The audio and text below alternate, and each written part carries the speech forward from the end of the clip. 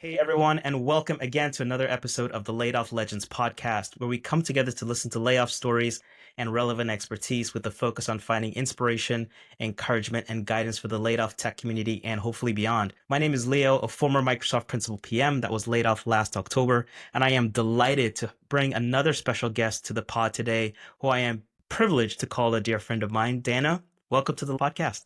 Thank you, Leo. Thank you for inviting me. I'm super excited to be here. For those of you who don't know Diana's work, she is a powerhouse leader and visionary in the business product and sales strategy space with over 15 years experience in large companies like Microsoft, Amazon, and Google. She's been a driving force behind tremendous revenue growth and innovative partnerships that have reshaped these entire industries. And one of the things I love about Dana is she doesn't just strategize and then toss us over the fence. She translates those things that are incredibly complex and ambiguous business problems into really tangible outcomes. And as she looks at GTM initiatives, these have built over a $10 billion in incremental pipeline and generated over $500 million in net new sales. Dana has built and nurtured dynamic ecosystems of channel partners and solution providers, driving more than 130% year-over-year growth. She has played an integral role in enabling a staggering $90 billion in commercial revenue. Known for a no-nonsense, action-first approach, Dana has inspired peers like myself and empowered leaders along the way,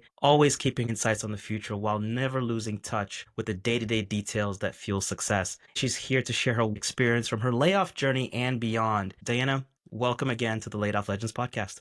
Thank you, Leo. I need a recording of that. I'm going to play that in my daily affirmations. I, You're so welcome. So let's jump in. We talk about layoff experiences. And so we normally start there. This helps us set the context for folks, whether it's pre-layoff or they're experiencing layoff today. Could you give us an overview of your roles and responsibilities? my role was really centered around sales technology and architecture. So think about the Microsoft ecosystem and everything across it that's needed to do and support the commercial business. My team was really focused on enabling that business and building all of the infrastructure, the processes, the reporting that would allow business with our biggest commercial customers. And so that's a $100 billion ecosystem there. Think of me as a hybrid product manager and a strategic advisor. So I would understand what are all the big initiatives and business problems that all of these leaders across the many business units across Microsoft were looking at, prioritizing. And then I would map that back to, well, what is the tech needed to enable that? I got to look across the entire business, which gave me a pretty large purview and a lot of opportunity to not only work with some pretty high stakes leaders, but also have some time to have my boots on the ground. So it was a really amazing opportunity. Dana, when you talk about that, it's very tangible. You've talked about $100 billion pipeline. How did you manage the stress even before we get into the role itself? I think that's one of those things that there's very few people that have really mastered. I will say that I don't think I quite did. There's a lot of pressure to deliver. This was circa 2021 is when I started, and my role was impacted within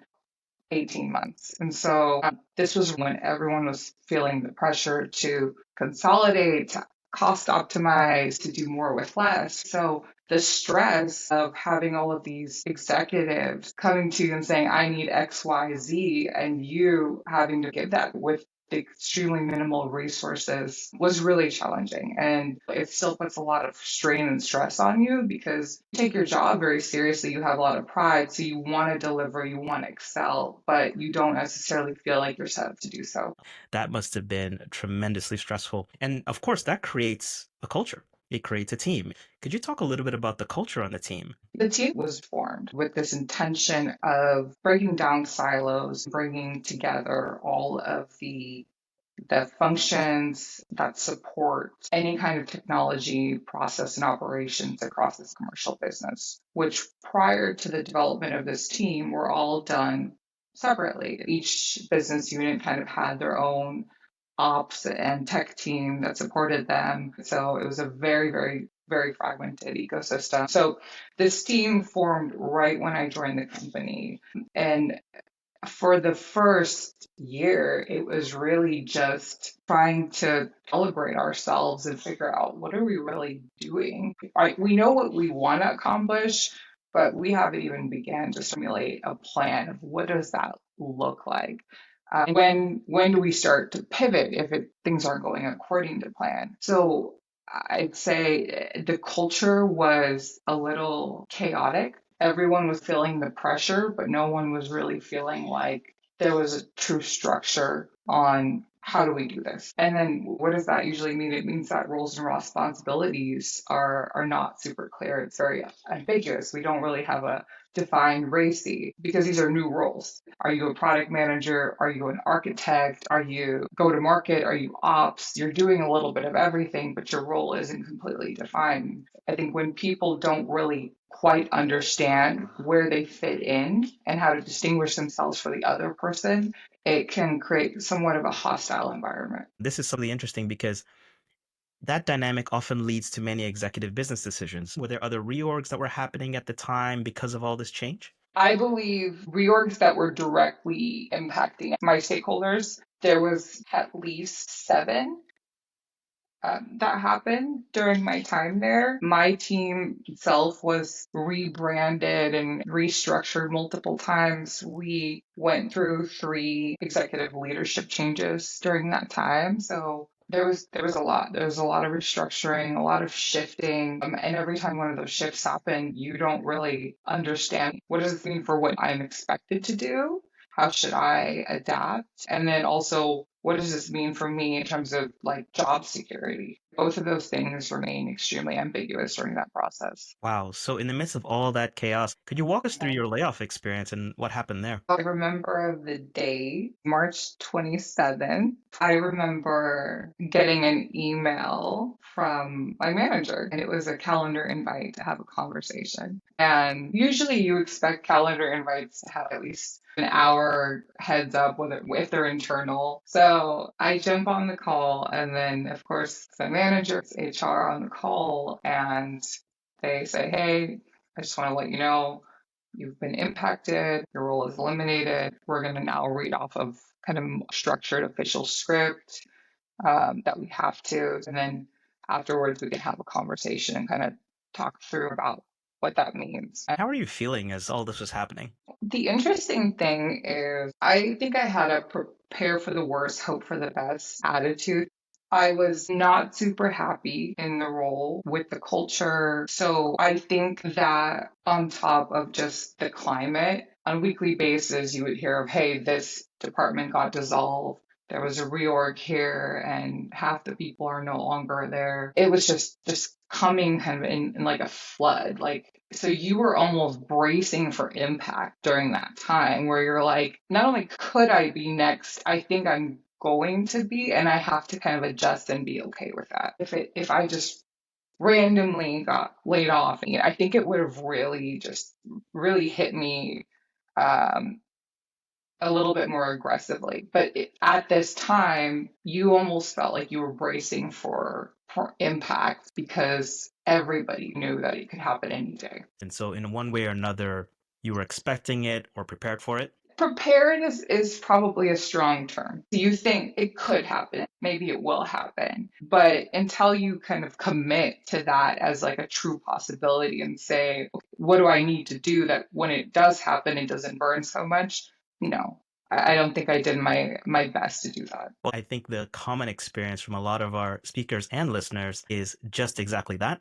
One of our speakers talked about dodging it for a while. Now it's finally come into my neighborhood. And so I think that's kind of the reality that a lot of our listeners are facing. And so when you had that conversation, what did you do next? What did I do next? I went and I told my husband.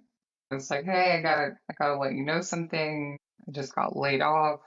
And he was very caring, passionate, very supportive. And I think at that point I was more, no, no, no, it's okay. Like, I'm not upset. I'm not hurt. Like, actually, I don't even have time for this sensitive conversation right now. I got to start messaging everyone that could potentially help me find a role on an adjacent team because I had this 90-day window to move internally without having to come in as an external candidate. So I have this advantage of still having 2 weeks where I have access to my resources. So we don't even need to have this conversation. And that's really how that went. I told him like stone cold face, it's fine. He was like, oh my God, I'm so sorry. It's gonna be okay. Let me give you a hug. I'm like, I don't need a hug. I got this. I'm gonna figure it out. I'll be in another role in 2 weeks. So that's how that went. That's not what happened. I think it's a shock, right? It's a shock because at that time you don't feel you know what's going on, but you're really kind of you haven't really processed, and you also don't know what is the future going to be. Am I really going to find a role in 2 weeks, or am I going to still be kind of in this limbo for 2 more years? You don't know that, but you're latching on to the most positive out potential outcome, which is I'm just going to find another team internally in 2 weeks. It'll feel like nothing ever happened. And this actually could be a blessing because I didn't absolutely love working with this team. So maybe this is that nudge I needed to be more proactive. So I love this experience because it's unique. You went straight into the tactical. You went, all right, what's Oh, next? No breathing, no reflection. You went straight in back to the job search. yes. If you look back and you're talking to past Diana, what would Mm. you do differently? I think I would have told myself to embrace the opportunity to get off of autopilot. I'm used to starting my day at 8 and ending at 5, 6, sometimes 8, depending on whether it's a peak time. Always used to having tangible expectations and deliverables. And if you disrupt that, it's like, well, what do I do now? Like, who am I if I don't have this role? How do I identify outside of being employee at XYZ company? I don't think I quite knew how to function outside of that autopilot. And so I think I would tell myself, take a pause, take the opportunity to reset, reflect, like recalibrate yourself, and whether intentional or non intentional moment to find what energizes you, to maybe take a pivot on your function and your day to day and your scope, and make sure that it actually complements who you are and what inspires you. You've been doing this for long enough and you have enough of a foundation built up, network, skill set, competencies that you're going to be okay. I think what you shared about getting off autopilot is so critical because the opportunity to say, hey, I was in this thing, but I didn't really like it. Now I actually have a chance to go find what I actually like. And sometimes it's hard when you've been listening to other voices. And so one of the things we've heard about consistently is that that break is so valuable towards setting up your next thing. Now, you sound 100% zen, 100% in control. You went straight back to your computer. Everything sounds like flowers and rainbows. Now, come on, was it like that? Or did you really have some moments? How did you go through that portion of this storm? That didn't hit me until I could no longer log in and, directly ping someone and be like, hey, so you have a role, you're hiring, can we have a coffee chat? When all of those things were stripped away, I think that's when I really had that like initial shock of, oh, you no longer have a job. You no longer have an advantage as an internal candidate to find a job. You no longer have like a clear agenda. You're now in the wild just like everyone else who is looking for something. And now you're competing against this enormous flood of candidates out there. This is going to be a lot harder than you thought. During that time, there was over 100,000 layoffs across big tech. You have absolutely brilliant, qualified, unbelievable people now competing for the same jobs. That feeling of how do I differentiate myself? And then also the imposter syndrome is just absolutely magnified. Because anytime I've taken a role in the past, I've always come in with a little bit of imposter syndrome and kind of had to adjust. And first couple months, it's always like, oh, I'm not supposed to be here. Look at all these people with PhDs, Harvard graduates, MIT. They have this amazing story. I just got here through pure luck, chance, whatever it is. And then after a while, once you actually start in the day and day, and you're like, you're not really any better at this than I am. You just had a little bit of a better head start. but you're not delivering better, you're not more reliable, you're not problem solving better. No, I should be here. That imposter syndrome, though, just gets absolutely peaked during that time when you're now trying to find this role, but you're right back at with these same people who on paper look so much better than you, are more qualified than you, have better credentials than you. And I think that's when it started to really have a more of a mental erosion on me of, am I really that great? Am I ever going to be able to prove that I'm great if I can't even land a job because other people on paper are just look much better than I do? You're tapping into something that is so powerful. When you look back at the impact of the experience, you start to doubt yourself. And then when you're trying to get into the room for the next role, you're facing a self-identity, imposter syndrome kind of struggle. Yeah, that was probably the most challenging part, Leo. The hardest thing to do was to be able to have enough confidence in yourself where that can be conveyed when you're trying to land another role. When you get to an interview, you have to be able to convince this other person that you're the best person for the job. And part of that is also you have to believe that you're the best person for the job. And if that's not being portrayed in your narrative, your attitude, then it's very unlikely that you're going to convince them and they're going to offer you something. That was very hard. It was very, very hard. And the more rejections you get, the more you kind of start to question, like, well, how did I get that job at Microsoft, Amazon? Like, should I have ever been there? Was that pure luck? Was that pure chance? Was I just really fortunate that I just kind of figured it out while I was there? But realistically, all these other people are going to have so much of an easier transition because they have all of these additional variables that give them an advantage. So it's tough. That's probably the hardest part of that experience. For folks who are going through this struggle with imposter syndrome, what would you tell them, especially as they start to apply to other companies?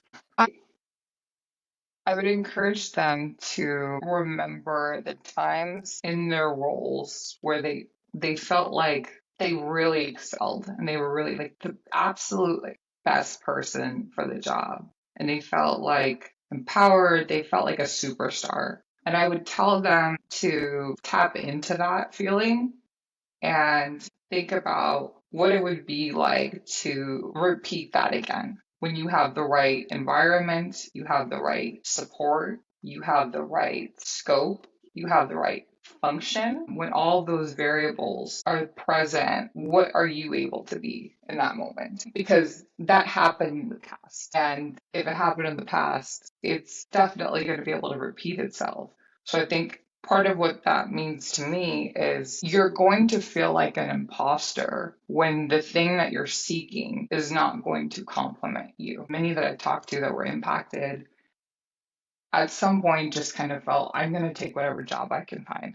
I'm going to take jobs that maybe have a different skill set associated with them that are not necessarily where I find the most joy and excitement. I'm going to take jobs that are a huge, huge, huge pay cut that kind of feel like a slap in the face to me. I'm going to take jobs in companies that I don't really identify well with and don't have any kind of passion for. And when you do that, you're almost guaranteeing to set yourself up for that imposter syndrome to be permanent because you're never going to have that environment that enables you to thrive. So I'd say for anyone that's feeling imposter syndrome, you really have to be able to get a grasp on when did I not feel that? When did I feel like I was unbelievable? And you have to be looking for that versus just looking for a job. I think that would probably be what I wish I would have known at that time because you're going to feel like an imposter when you don't feel like you're excelling. And the minute you feel like you're excelling, that's when you break free of that. You mentioned finding fit and looking at companies you align with and roles that you fit well into. How did you do it in your experience? So when I was impacted, I told you the nature of my role, things that support internal capabilities or internal teams. usually have a degree of thanklessness associated with them. And so I remember when I was looking for, my next move, thinking about what did I want to do, and I kept targeting roles that were similar and that were more either product or operations. And my thought process there was, well, this is what I was just doing. I know I'm good at it, even though I never felt a sense of actualization. What do they say? Like if you love what you do, you never work a day in your life. Everybody wants to be able to feel that. Everyone wants to find that role. That's maybe not a reality for every single person, but there is something in the middle. There is something in the middle where you're still getting replenished, even though your work is hard, even though you're putting in the long hours, right? Even though there's always going to be people conflict and, cross-functional team conflicts and resource constraints and all these things, you kind of still feel like that gratification when you leave your job every day of like, I did that thing, and here's what I have to show for it.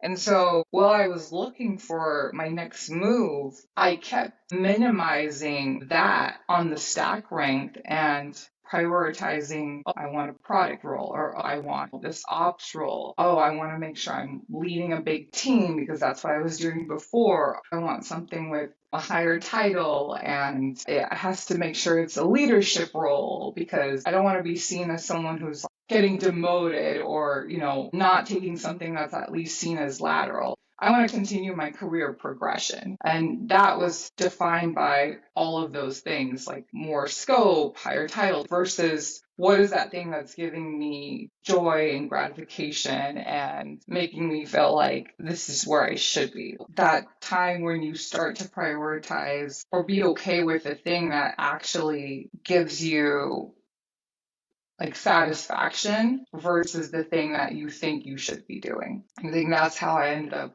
moving to the role I have now versus what I was originally targeting. The mix that you're describing, I really like that sense of it's challenging. It also reflects who I am as a person, what I really like to do, what lights me up. But then it's not just what I do, but it's also who I do it with, how I do it, etc. So all that is kind of in that mix of fit. And the danger is if you don't have fit, even if you're great at the role, that in itself can also put you at risk too, because you're a painter in the midst of plumbers. You're just on a team that does not fit. And a lot of folks that are listening to the podcast or have been laid off, that's a very common experience where they're just on the wrong team or they're just working on the wrong thing, but their talents and skills and what they were brought to do is something completely different. But the role changed, the team changed, and that affected their self perspective. So coming back to really what lights you up is a very powerful part of the story. I completely agree. Because you start to subscribe to that, right? You start to subscribe to now all these things happening on in your current team, which is chaos. It's like you said, you're a painter in midst of plumbers. And you instead of being able to differentiate that and saying, this is why this isn't working, you start to think, I'm just not a good plumber. And so fast forward, applying to all these roles, how did you start to rebuild your confidence and eliminate the imposter syndrome as you moved forward to your current role today? A lot of it really started with the people interaction. The job pursuit process, it can be very robotic. You don't even know if you're actually talking to a real human, if it's an AI generated response.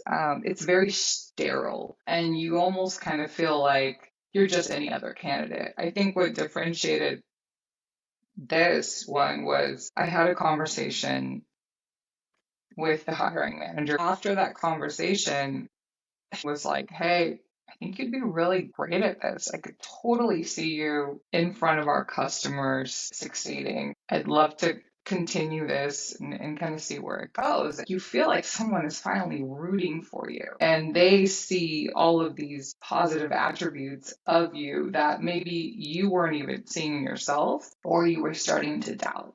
And I think that it starts to move in that direction of, okay, well, this person already is looking at me as a value add. Maybe I should be looking at myself that way too. So I think that shift really happens with the people before it happens with anything else. And then you start to think about, would I actually be doing in this role? Does it check all the boxes? Should I start to rethink about the boxes and the order of those boxes too? I remember I had sat down and started thinking about what are the main attributes for a role? Is it title? Is it the people culture? Is it the pay? Like, and how do I rank those? And at some point, it was title, scope, pay, people. Oh, and then I think work-life balance was somewhere on that list too. And towards the end of that process, it became work-life balance, people, scope, pay, title, and that was really hard to adjust to that mindset of saying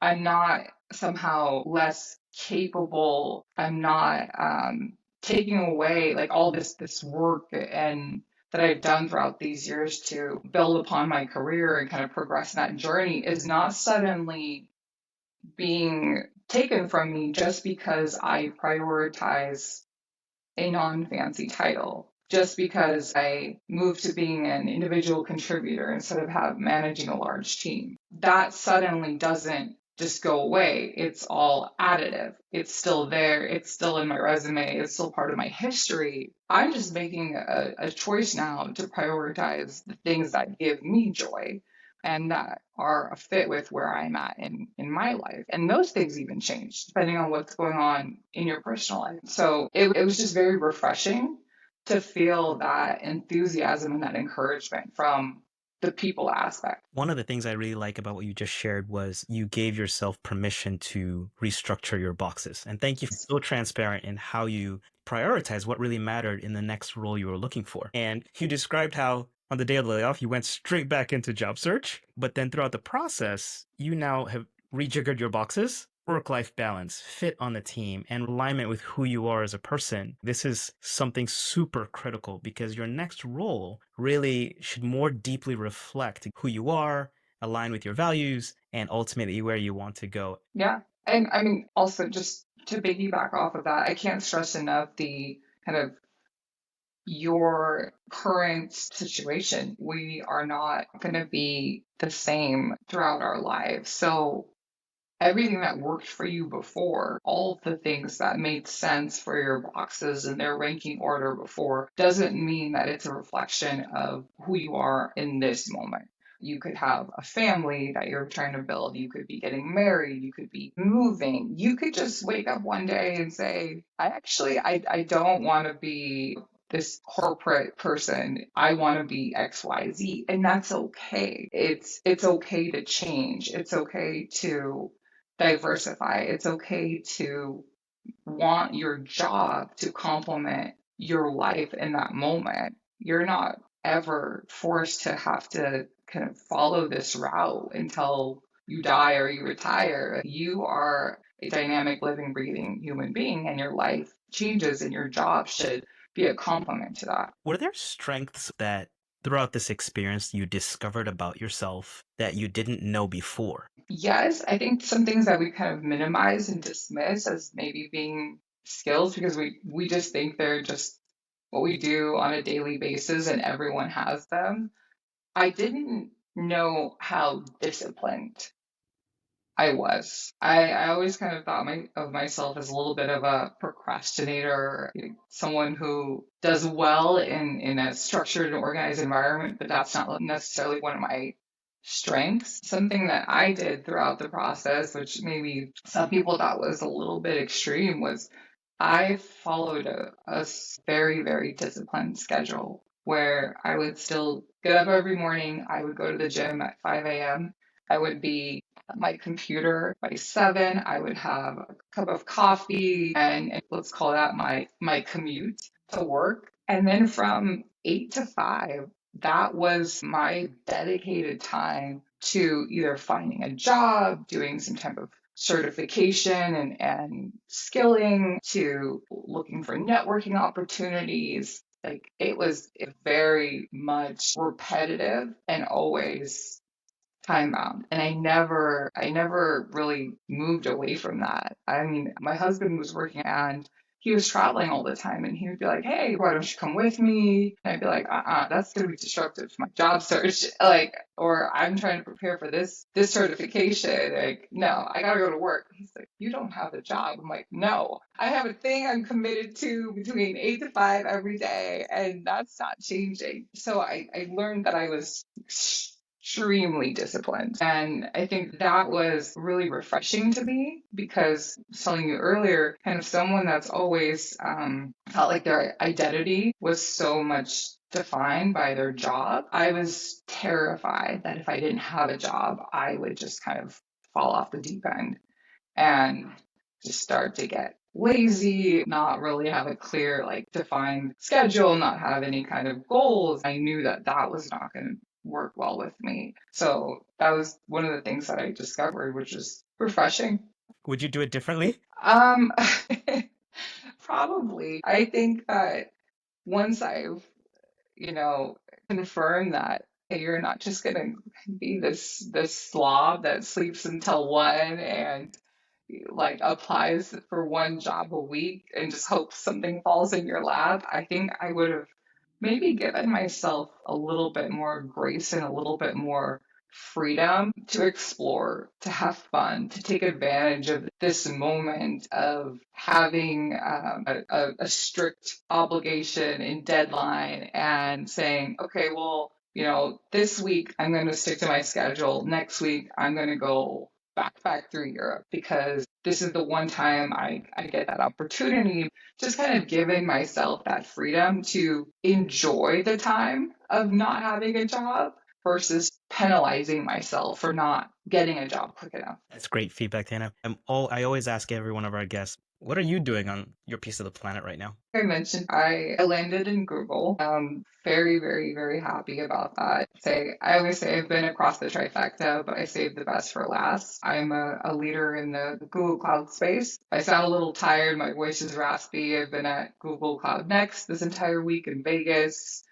37,000 steps a day. That was a very fun experience, but also very rewarding and gratifying. But outside of that, I'm really trying to figure out how I can use some of these experiences I've had to help others. As you know, there's an enormous pool of people who are in this state, and some maybe that have been here for a while and are still kind of trying to figure out what their next move is, and some who are being recently impacted. And if there's anything that I can do to help make their journey a little bit more tolerable and give direction, whether it's like interview support or brainstorming on job fits, maybe something a little bit more strategic. Let's figure out what your place in the world could be. Where can you add value? What kind of roles should you be pursuing? That's also something that I've started to take up and seeing how do I give back and make that process a little bit more manageable for someone else. And thank you for doing that. I think that in our ascent towards our goals, it's very easy to forget how far we've come. And so looking around and helping others become more excellent, I mean, that is something that is incredibly powerful. All right, rapid fire questions as we wrap this up. Best career advice you've received? The best career advice I ever received was that your your job is still just a job. It does not define you. Because once you start taking everything way too seriously and you don't have that distinction and kind of separation, that's when you're gonna let all of the bad things really get to you. And there's always gonna be bad things. There's always gonna be, issues and hiccups. And the best thing that you can do is just say, like, at the end of the day, this is still just a it's still just a job. And I'm more than that. I'm a whole person, a whole experience, a whole life. Advice you would give to others that have been laid off recently? I know it's hard. I know that you're struggling and you're doubting yourself and that you're sometimes feeling defeated, but there's always going to be a light at the end of the tunnel. You just have to be okay with that light looking a little different, maybe, than what you originally had expected it to be. Well said, Diana. Thank you so much. One of the things I really enjoyed about this conversation, you brought us a real sense of clarity, but also empathy and really just thoughtfulness to what you've shared with the community today. And so these are valuable lessons. Thank you for the time. No, thank you, Leo. I appreciate it. Folks, this has been an incredible conversation with Diana. I hope you enjoyed this episode and hope you really pulled out a lot of the nuggets that she shared. If you have any questions or comments, please leave them below. I answer those personally. And please don't forget to subscribe to the channel for more videos like this. There'll also be links on the screen to our stories playlist, and you'll also see a link to another video that YouTube thinks you should enjoy. Thank you, and we'll see you next time.